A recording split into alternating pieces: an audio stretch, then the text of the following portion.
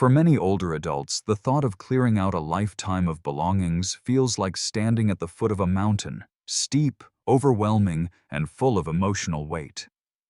But what if letting go wasn't about saying goodbye to the past, but making space for something beautiful ahead? This is the story of Eleanor Morris, a 72-year-old retired music teacher who, in just 2 days, transformed her chaotic, memory-filled home into a sanctuary of peace and purpose. It wasn't magic, it wasn't expensive. It was 7 brutally effective decluttering hacks that changed her life, and could change yours too. This isn't just about tidying up, it's about reclaiming your energy, your joy, and your future. Section 1. The Brutal Sort Method. Eleanor Morris had always been the sentimental type. A music teacher for over 3 decades, she kept every student's recital program, every thank you card from parents, every tiny item with a memory etched into it. After her husband passed away, the house became more than a home. It was a time capsule.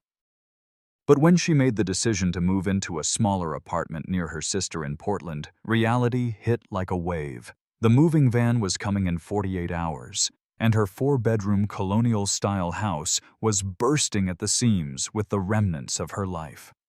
That's when she remembered something her neighbor once said: "Indecision is just delayed clutter."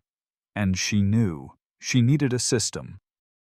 She called it the brutal sort method, a technique she invented on the fly, inspired by her days as a choir conductor. Back then, she had to make split-second decisions about who made the cut for a solo, who needed more practice, and who needed to sit this one out. She realized decluttering was no different. It wasn't about emotions, it was about choices, rapid, unapologetic choices. Eleanor grabbed a stack of index cards and wrote 3 words: keep, donate, discard. She taped them to 3 boxes and gave herself one rule: 10 minutes per room to sort through everything she could. No rechecking. No maybe pile. If something didn't immediately serve her life today, it went. She started with the kitchen. A drawer full of gadgets she'd forgotten the names of, a cabinet with teacups from her wedding set, and 4 blenders. Yes, 4. From various health kicks over the years, she kept one trusty blender and her favorite teacup, a simple white one with a tiny blue flower. Everything else donated to a local shelter that helped women restart after domestic abuse. She didn't even blink. Then came the linen closet.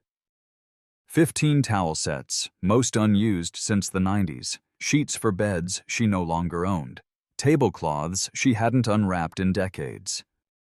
She kept 3 towel sets, 2 sheet sets, and a table runner from her anniversary dinner with her late husband. The rest, gone. But the true test came when she reached the living room. Bookshelves lined with photo albums, music sheets, and keepsakes from student gifts, ceramic apples, framed quotes, and dozens of holiday mugs. Her rule kicked in. If she hadn't used it in the past year, it went. She took a photo of the student gifts, wrote their names in a notebook for memories, and donated the items to a local charity thrift store. Her fingers trembled, but her heart didn't. The brutal sort method wasn't just efficient, it was liberating. With every toss, every donation, Eleanor felt lighter, more in control. Her home began to breathe again.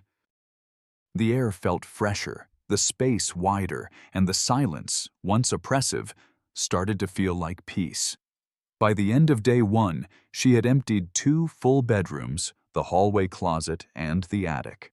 That attic, full of decorations from every school play she'd ever directed, took 20 minutes. She kept the handmade golden crown from The Sound of Music and let go of the rest. "Let someone else write their story now," she said aloud, smiling. Her daughter, who lived across the country, called that evening. "Mom, are you sure you're okay doing this on your own?" Eleanor smiled. "Honey, I'm not doing this alone. I've got a plan." And finally, I feel like the conductor of my own life again. Section 2. The 8-Minute Blitz. By the morning of the second day, Eleanor Morris was already making visible progress. Her kitchen counters gleamed, the hallway closet breathed again, and her living room, once suffocating under layers of old decor, finally felt open and inviting. But as she stood before her bedroom closet, a mountain of decisions ahead, something in her chest tightened. She knew she couldn't sustain another long, emotional marathon like the one from the previous day. The weight of decision fatigue, the invisible enemy of progress, had begun to creep in. It was then, while sipping her tea and watching the second hand of her wall clock tick, that she came up with what she later called her most sanity-saving strategy: the 8-minute blitz. Eleanor realized that after about 8 minutes of intense sorting, her clarity would start to fade.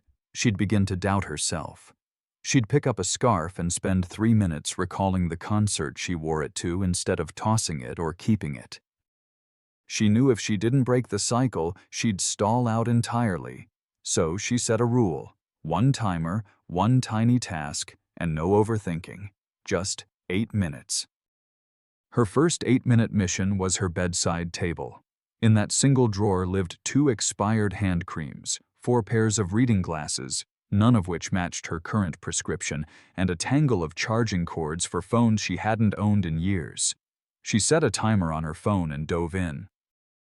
The time pressure changed everything. There was no room for sentimentality, no spiraling into stories about each object's history. She kept 1 pair of working glasses, tossed the rest, wrapped the cords, and threw them into the electronics recycling box. 7 minutes, 30 seconds. Done. Energized, she tackled her bathroom drawer next.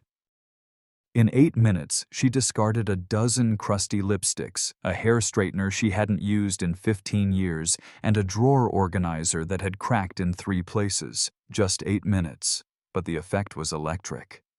She could now find her daily toiletries in seconds, and that tiny win made her smile in the mirror for the first time in days.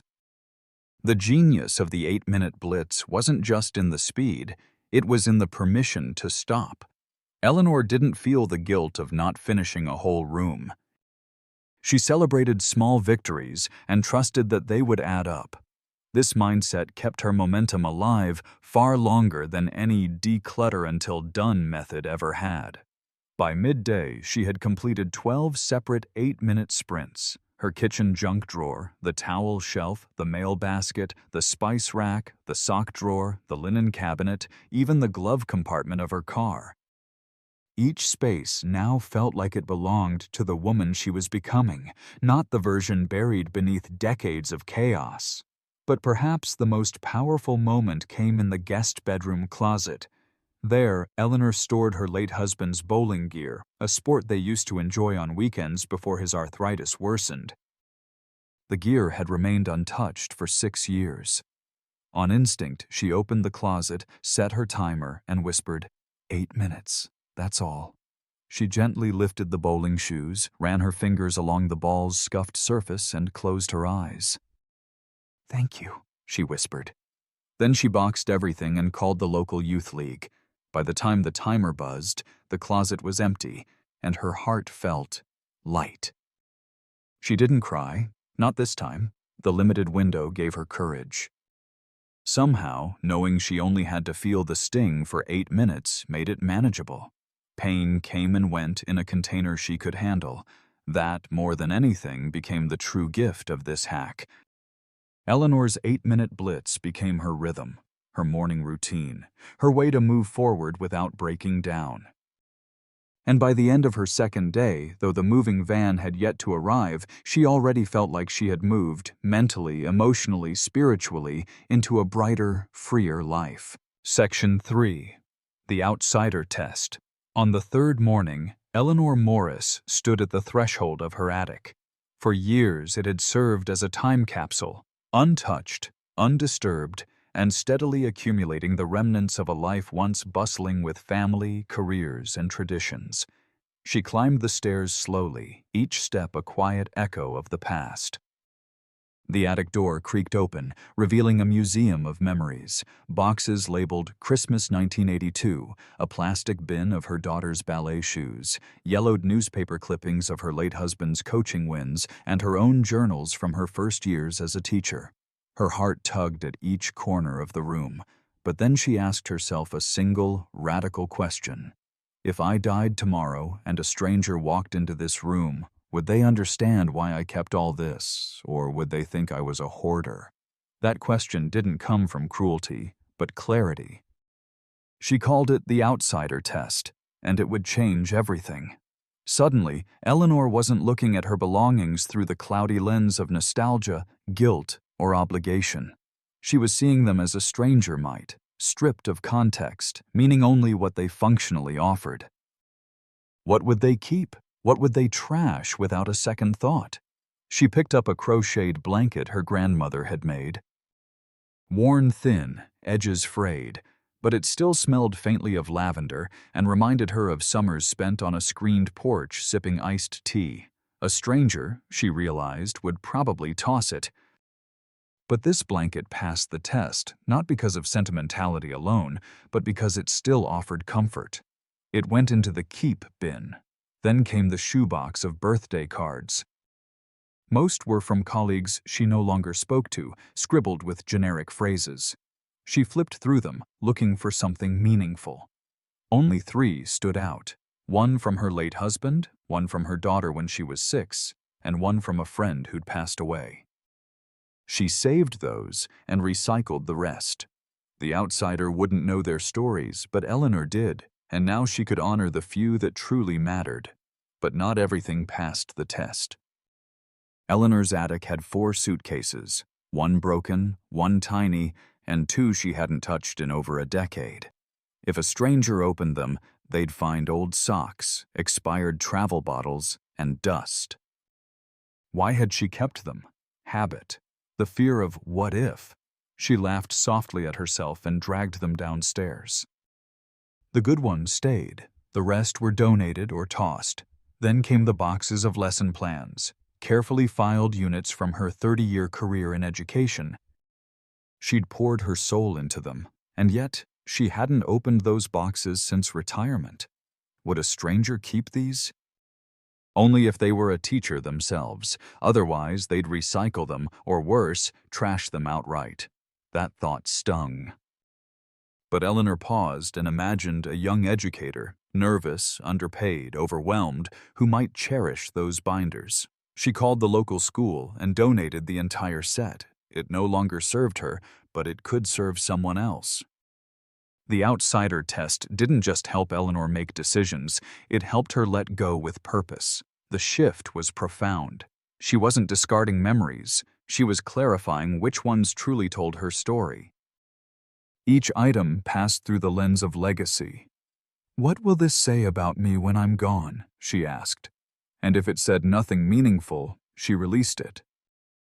In the corner of the attic stood a battered cedar chest. Inside, her wedding veil, pressed flat and yellowed with age. The scent of cedar clung to it, rich and earthy. Would a stranger keep it? Likely not. But this veil wasn't just fabric, it was a turning point in her life. It stayed, and beside it, she found a box of her son's baby clothes. Most had faded or stained. She took photos of the outfits she loved most, kept 1 tiny sweater, and donated the rest to a women's shelter that supported new mothers. It felt right. Each decision was swift, but not careless. The outsider's eyes gave Eleanor the objectivity she'd lost. No more internal debates, no more guilt traps, just clarity and compassion for her future self. By afternoon, the attic was nearly empty. A few meaningful bins remained, carefully labeled. And where chaos once ruled, space now invited possibility. Downstairs, Eleanor made a cup of chamomile tea and sat in silence. She wasn't crying. She wasn't overwhelmed. She was calm, at peace. For the first time in years, the attic wasn't a vault of guilt. It was a gallery of grace. Section 4. The cost of clutter. Check.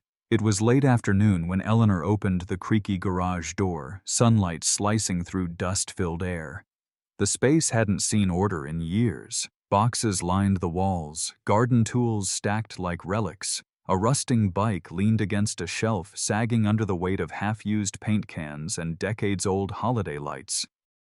Eleanor stood motionless for a moment, overwhelmed by the sheer volume. But then she whispered to herself the question that would guide her through the storm. What is this clutter truly costing me? This was her fourth brutal hack, the cost of clutter check. And it wasn't about money alone. It was about peace of mind, mobility, even joy. Eleanor had always justified keeping things by saying, "I might need it someday." But someday never came. Instead, what came was back pain every time she navigated the cramped corners of the garage, stress each time she searched for something that had long disappeared into the chaos, and a growing sense of suffocation she couldn't name until now. She began with 3 simple but ruthless questions for every object. Can I replace this if I ever need it again? How much would it actually cost me? When was the last time I used it in the past 5 years, if ever? The first victim, an old lawnmower.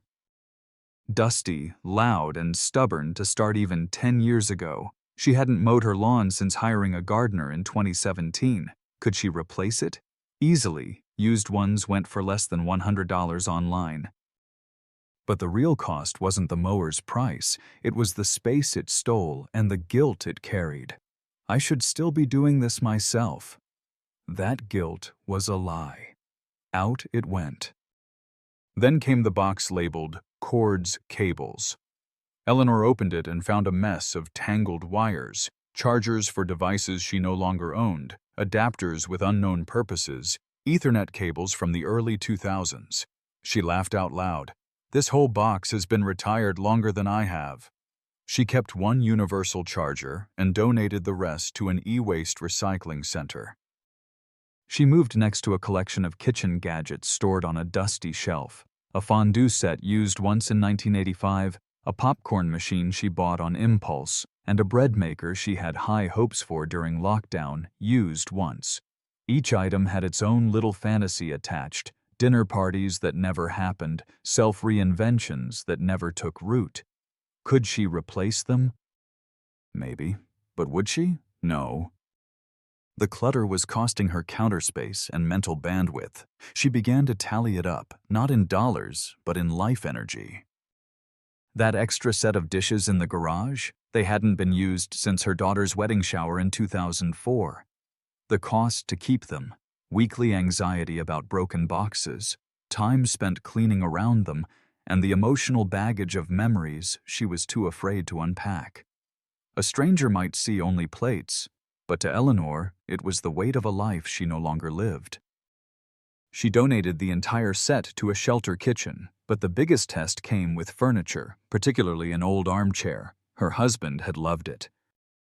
It was worn, creaky, and now banished to the garage, yet she kept telling herself, "It's still good, maybe I'll use it someday."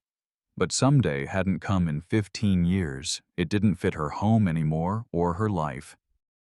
She closed her eyes, placed a hand on its faded armrest, whispered, "Thank you," and called her neighbor's college-age son. He needed furniture. She needed freedom. The cost of keeping that chair had been enormous, not in dollars, but in heartache. Every time she passed it, she felt torn. Guilt for wanting to let it go, sadness for what it represented. But by releasing it, she didn't dishonor the memory. She honored herself. She applied the same brutal logic to her bedroom closet. That sparkly evening dress from a cruise 10 years ago. Beautiful, yes, but unzipped since 2012. Replacement cost? Maybe $40. Emotional cost. Self-shaming every time she couldn't zip it up. She gave it away with grace. The oversized handbags she never used, the boxes of shoes she hadn't touched since retiring, gone. She even faced her most difficult corner, a locked chest of items from her parents' home, vintage plates, old tax forms, forgotten trinkets. She asked the questions again. Could she replace them? Did she need to? When was the last time she even remembered what was inside? Most of it was donated, some carefully preserved, and for a few precious items she took photos before letting them go. As the garage emptied, Eleanor felt taller, lighter. The silence was no longer oppressive, it was peaceful. She wasn't losing pieces of herself. She was recovering them, because clutter doesn't just take up space, it takes up dreams. And now Eleanor had room to imagine again. Section 5. The Energy Priority Scale. By the second morning of her 48-hour decluttering mission, Eleanor had gained momentum. The garage was almost unrecognizable, echoing with new space and faint scent of lemon cleaner. Yet when she walked into her bedroom, her heart sank again. This was a different battlefield. The closet door creaked open like the hinge on a long-forgotten memory. Dresses she'd once adored, now stiff with time and regret, clung to their hangers like ghosts of past lives. A stack of shoeboxes sat like forgotten tombs at the bottom. There were scarves she hadn't worn since her sister's funeral, a sweater from a trip to Ireland that no longer fit, and a dozen handbags that hadn't seen daylight in over a decade. This time, Eleanor didn't start by sorting. She sat on the edge of her bed, closed her eyes, and remembered Hack 5, the Energy Priority Scale, a tool not for the hands, but for the heart. It asked one deceptively simple question: how much emotional energy does this item deserve? She created a mental scale from 1 to 10. A 1 meant the item held no emotional value. Trash, no questions asked. A 10 meant the item was sacred, irreplaceable, deserving of attention and preservation. The scale was not about monetary value or guilt. It was about emotional cost versus emotional return. Because at her age, Eleanor realized her most precious resource wasn't time. It was energy, and some objects were draining it every day without her realizing. She started with the shoes. A glittery pair of heels she wore to her niece's wedding. 3. Lovely, but painful to walk in, and she hadn't danced in years. Out. An old pair of walking shoes with cracked soles. 1. Trash. The comfortable pair she wore daily on her morning strolls? A solid 9. She cleaned them carefully and placed them where they were easy to grab. Each pair judged not by its past, but by its present energy cost. Then she moved to her jewelry drawer. Dozens of earrings, many missing their match. Tangled necklaces that nodded more than they sparkled. A gaudy brooch she kept just because it was her aunt's favorite. 4. Nice memory, but never worn. The locket her late husband gave her on their 30th anniversary. That was a 10. She clutched it, smiled, and placed it in a special box. Suddenly, the act of decluttering wasn't about loss anymore. It was about honoring what still gave life. Next, Eleanor turned to her bookshelf, a collection spanning 6 decades, books she bought in bulk but never opened. 2. Cookbooks from the 1980s that had yellowed with time and hadn't been touched since she discovered online recipes. 3. A dog-eared volume of poetry from her college years, filled with her own notes and annotations. 10. She sat with it, reread a line that once made her weep, and tucked it beside her bed. She realized something profound. She was spending emotional energy maintaining objects that didn't nourish her, while neglecting the ones that did. Hack 5 taught her to invest her emotional capital, not waste it. She applied the same scale to her kitchen. A chipped coffee mug from a forgotten charity run. 1. Gone. The teacup her granddaughter painted at age 6. 10. It stayed. Her bathroom, long cluttered with lotions and beauty products. Wrinkle cream she bought on impulse from a TV ad. 2. Tossed. The lavender bath oil her best friend gave her before passing. 9. Kept, used that evening. And perhaps the biggest emotional drain, her desk drawer. Expired coupons. 1. Shredded. Receipts from 10 years ago. 2. Tossed. The letter from her husband during their first year of marriage. 10. reread with tears in her eyes, then carefully folded and stored. By noon, Eleanor had sorted through 4 rooms. But she wasn't exhausted, she was lighter.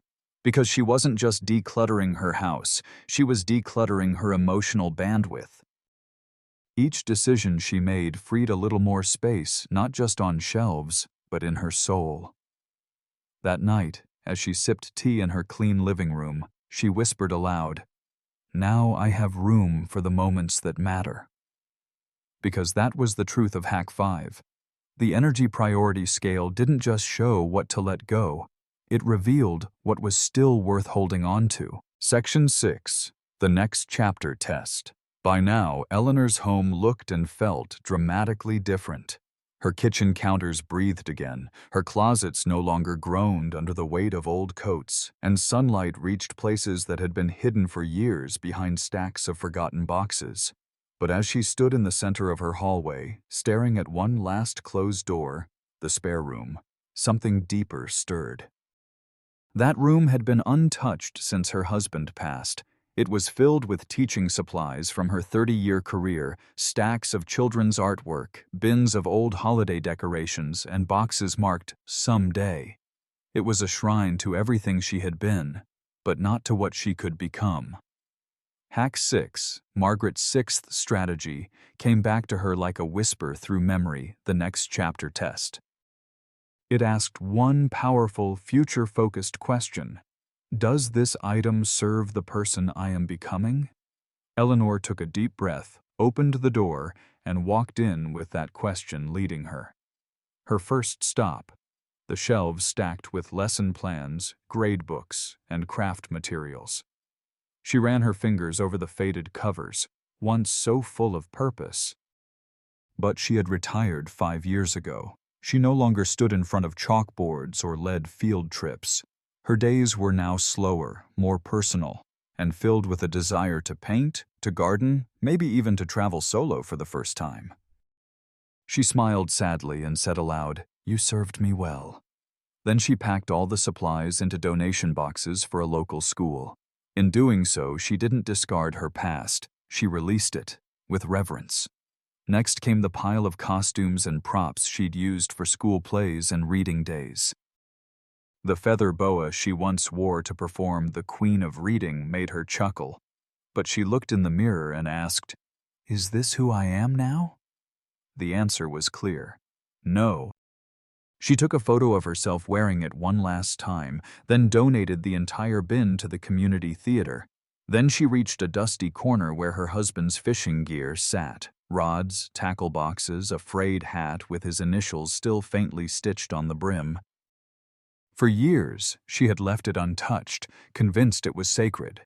But today, Eleanor looked not with grief, but with gentle honesty. "Would he want me to carry this weight?" she asked. "Or would he want me to cast forward?" She held the hat, smiled softly, and placed it in her memory chest. The rest she donated to a youth center that hosted fishing trips for underprivileged boys. As she worked, Eleanor felt something she hadn't in a long time: permission to evolve. The next chapter test wasn't about erasing who she had been, it was about choosing what parts of her identity still mattered and which were anchors pulling her backward. She remembered a dream she'd once shelved: learning photography. Her husband had given her a digital camera years ago, but grief had buried the desire. Now, as she cleared a desk near the window, she imagined placing that camera there, adding a small plant, and printing photos to hang on the wall. Not a storage room, but a studio for her future self. The next chapter test became her compass. That punch bowl set, used only at long-gone neighborhood parties. Donated.